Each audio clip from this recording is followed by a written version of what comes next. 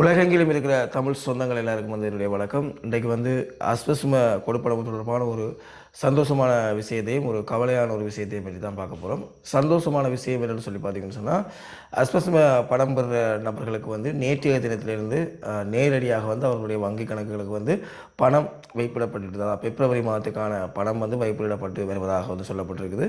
So Aswesuma நிதிய வேண்டுறார்கள் நீங்கள் இது சம்மந்தமாக உங்களுடைய பேங்க்கில் போய் அந்த பணத்தை நீங்கள் பெற்றுக்கொள்ளக்கூடிய மாதிரி இருக்கும். உங்களுக்கு செக் பண்ணிக்கொள்ளுங்க.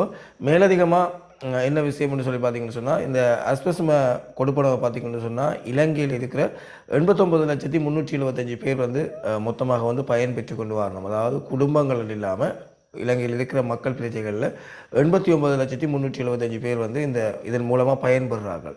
இப்போ ஒரு குடும்பத்தில் 6 பேர் இருந்தாங்கன்னு சொன்னால், ஆனால் ஒரு குடும்ப நிதி தான் வழங்கப்படும். ஆனால் அந்த 6 பேருமே அதில் பயன்பெறுறதாக கணிக்கப்படுது. அப்படி 89,375,000 பேர் பயன்படுறாங்க. இது வறுமையில் இருக்கிறார்கள், அதை விட மிக கொடிய வறுமையில் இருக்கிறார்கள் சொல்லி 2 கேட்டகரி அடிப்படையில் நிதி வேறு வேறாக வழங்கப்பட்டு வரது உங்களுக்கு எல்லாருக்குமே தெரியும்.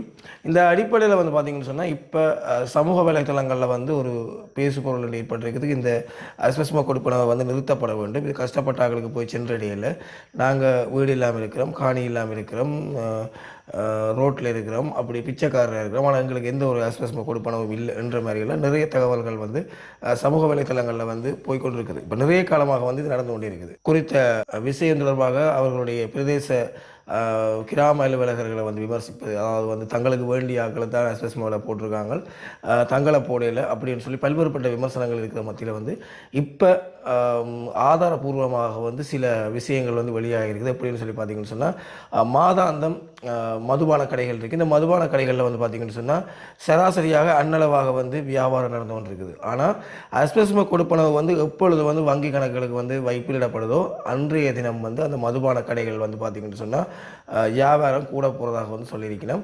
அதுலேயும் குறிப்பாக சில கஸ்டமர்கள், வாடிக்கையாளர்கள் இன்றைக்கு அஸ்வஸ்ம தந்திருக்காங்க, நாங்கள் சாராயம் குடிக்க நாங்கன்ற மாதிரிலாம் சொல்லி அந்த மதுபான விற்பனை கடையினுடைய உரிமையாளர்கள் இந்த தகவலை வெளியிட்டிருக்காங்கன்னு சொன்னால், தங்களுக்கு இந்த அஸ்வஸ்ம கொடுப்பனவு கொடுக்கப்படுற காலப்பகுதியில் அந்த நாளில் வியாபாரத்தில் அன்னளவாக அதிகரிப்பு தெரிகிறதாக சொல்லப்பட்டிருந்தது.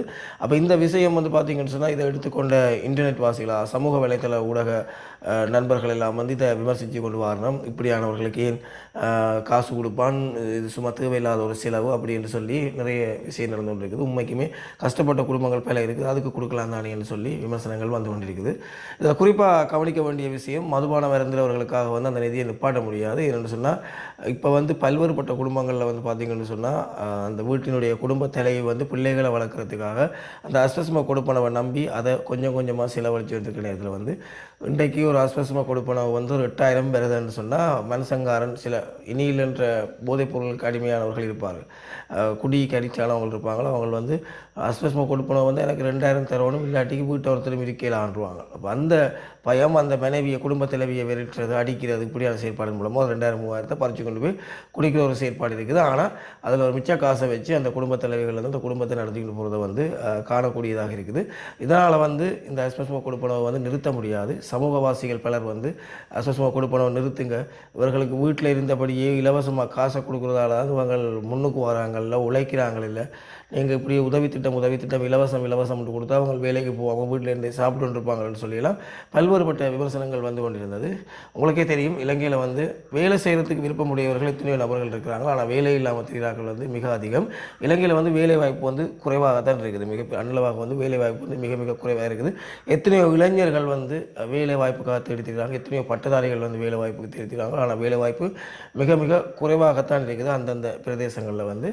ஸோ இந்த கொடுப்பனவு ஒரு சிறந்த கொடுப்பனவு. அந்த குடும்பங்கள், ஒரு நேர சாப்பாட்டு கஷ்டப்படுற குடும்பம், எத்தனையோ பிள்ளைகள் பள்ளிக்கூடத்துக்கு சாப்பிடாம போகிற பிள்ளைகளை நாங்கள் பார்த்துருக்கோம், ஒரு பள்ளிக்கூட உடுப்பு தைக்கிறதுக்கு காசு இல்லாமல் இருக்கிற பிள்ளைகள், அப்படியான குடும்பங்களுக்கு இந்த அஸ்வஸ்ம கொடுப்பனவு மிகப்பெரிய அளவில் பயன் பெற்று கொண்டு வருது. அந்த அடிப்படையில் நலன்புரிகள் நன்மைகள் சபைக்கு நாங்கள் நன்றியை தெரிவித்துக் கொள்கிறோம்.